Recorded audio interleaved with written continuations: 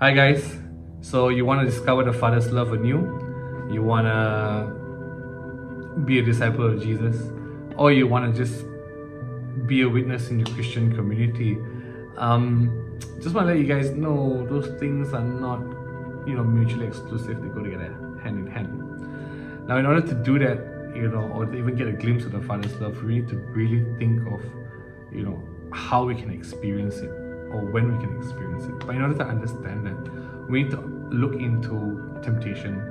What is temptation? The temptation in this context is to lose sight of certain things. Now picture a father and a mother working really hard, trying to give their children the best life, but at the same time the children feel neglected, right? So how is that beneficial to anyone? Now the temptation is to really be exclusive and kind of set yourself apart from other people, put yourself in a little bubble and soldier on forward. But that's not really how this works. That's not really how it is to discover the Father's love anew. So how do we do that? How do we discover the Father's love anew? I would like to take the story of the Good Samaritan. So we all know the story of the Good Samaritan. I won't go into details, but priest, Levite, sees someone that was beaten up and robbed, left him there, decided to go on with their journey. And then Good Samaritan comes along and decides, you know what, I have to help this person. Puts him in a home, gives the innkeeper some money, just to get him sorted. Now the story is very important because it draws the parallel of what we're trying to say here. The decision making on whether I should help or I should move forward in my journey becomes paramount in the actions that we are looking for. Why do I have to help this person? Or is it a why do or why must I help, right?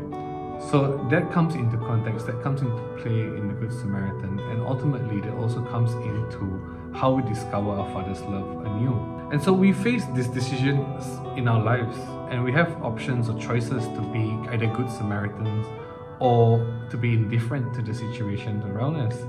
Now our goal in life, or to even begin discovering the Father's love anew, is to really build bridges and to assist people in things that may or may not push us in a direction that is unfavorable. Take for example, if you see a cat on a tree and a little girl crying and you're rushing off to work or you're going to the playground, what do you do in that moment? Do we choose to be indifferent and say, someone else will do it? Or do we choose to say, hey, I have the opportunity to encounter God in this moment? Therefore, when it comes down to it, I would just like to ask the question, or maybe to get you to ask a question next time you see a situation, is what would Jesus do? In this context, right now, this moment, what would Jesus do? And maybe if you say yes to what you think Jesus would do, you may have an encounter with God. It may put you in a position to find God's love anew. And in that regard, potentially be able to encounter the Father, Son, and the Holy Spirit together. Thank you for these really short minutes. Have a good session. God bless.